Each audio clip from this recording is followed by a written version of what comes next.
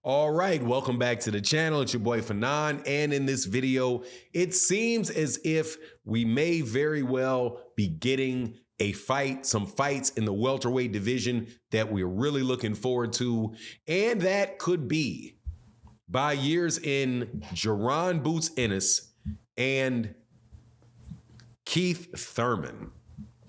Let's talk about the fights that these guys may very well have, which could wind up getting us very close, very, very close to an undisputed welterweight champion within a year in this video.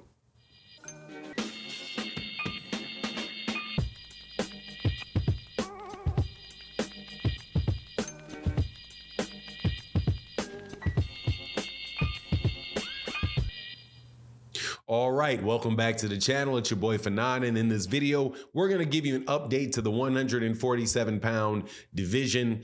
There's word out there that we should be getting some really spectacular fights out of this new deal that the PBC has struck with Amazon Prime. Some fights that we were waiting to see last year and hoping for to see last year. They could really work to creating another great series of fights in the welterweight division, including some of the best welterweights that we have seen in this century. Some of them, clearly not the best ones. The best ones, in my opinion, in the welterweight division would be Floyd Mayweather Jr., Manny Pacquiao, Terence Crawford, Errol Spence. But that's not specifically what I'm talking about, because I'm talking about the welterweight division. And I do believe that Terence Crawford and Errol Spence Jr., which will be on Amazon Prime as well, will be in the 154-pound division.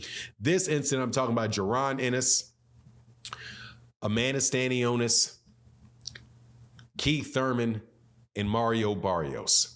And this may very well wind up getting us another undisputed champion in that division. Now, before I get to the details of it, though, let me welcome you back to the channel. If you are new to the channel, please accept my invitation to hit the subscribe button, hit the bell icon so you can be notified of when we release more videos. And if you're a longtime subscriber and supporter of the channel, thank you guys so much. Shout out to Barbara D. Shout out to Matty O. Thank you to everybody that supports in the super thanks of videos like this. It is a very, very, very good way to support the channel and support content creators who you enjoy. But let's get into this, okay? So here's a short and skinny of it, and then I'll tell you what I think about it. Word is that Keith Thurman and Amanda Stanionis may very well be next up. Now, that is significant because that Amanda Stanionis holds the WBA World Championship. Keith Thurman, if he fights Amanda Stanionis and is able to beat Amanda Stanionis, and I'm telling you, that's not an easy fight because Stanionis is a good fighter. Stanionis beat Butiev, who had beaten Jamal James for that title. Stanionis has been the mandatory for Errol Spence Jr. He was a mandatory fight for Ugas before Ugas beat Manny Pacquiao to become the super champion. And then after that, because he was the mandatory for Ugas, he became the mandatory for the super championship when Ugas beat Manny Pacquiao. And then when Errol beat him, that requirement to fight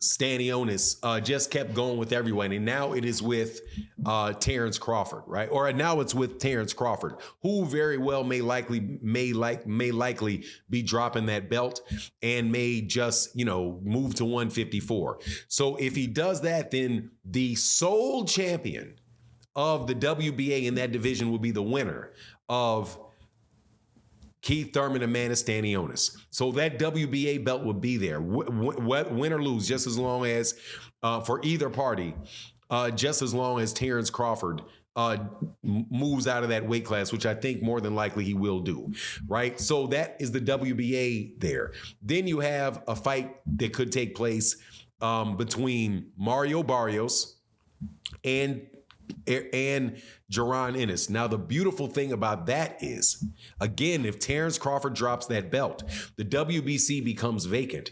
Then you could have a unified fight for a vacant WBC title belt between Keith Thurman and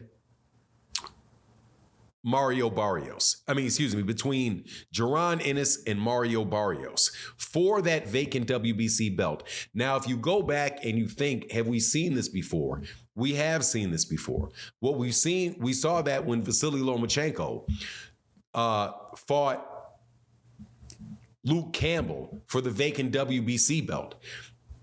Vasily Lomachenko was the champion for the WBA and the WBO. And when he fought for the WBC, that belt was vacant because Mikey Garcia had vacated it. The person that was going to be the mandatory for Mikey Garcia was Luke Campbell. So they petitioned the WBC and Vasily Lomachenko was able to fight him.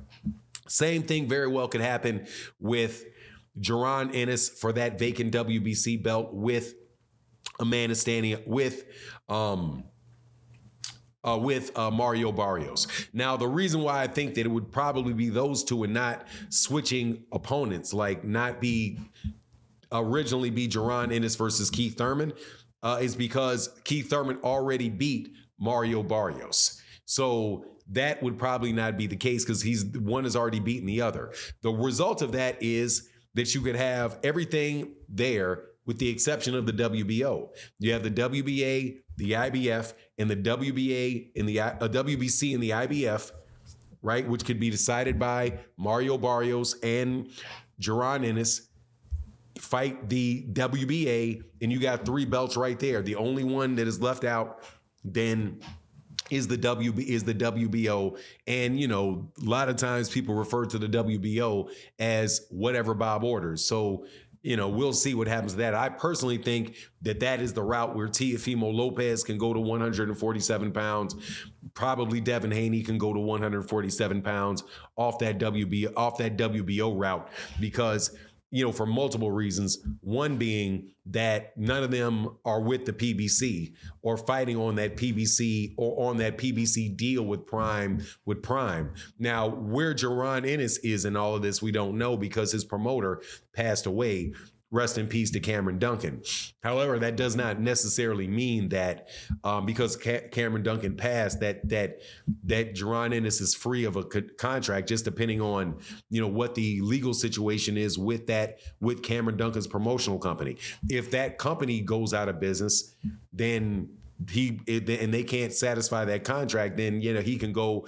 I would suspect what Boots would do is just be Jaron Ennis Promotions and just deal right with the PBC directly, same way Errol did it, same way these other guys did it, same way Gary Russell Jr. did it, and he just have to deal with Al Heyman and getting these contracts done for him, which is probably one of the smartest things that he could do. But at the end of the day, we're going to see what happens. I think that this is and the other reason, I'm sorry, I got sidetracked. And the other reason I would say that I think that those guys from 140, whether it be Devin Haney, Teofimo Lopez, whoever at 140, they would go the WBO route is they ain't going to want to get in the ring with Jaron Ennis anytime soon. But I do believe as we kind of look forward out and forecast what's coming in boxing, that those are the next series of really mega fights.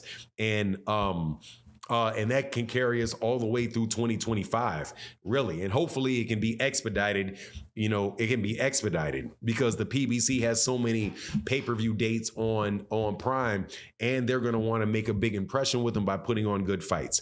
Anyway, that's my take on the matter. Please let me know what you think in the comment section. And with that, I'm out. Peace.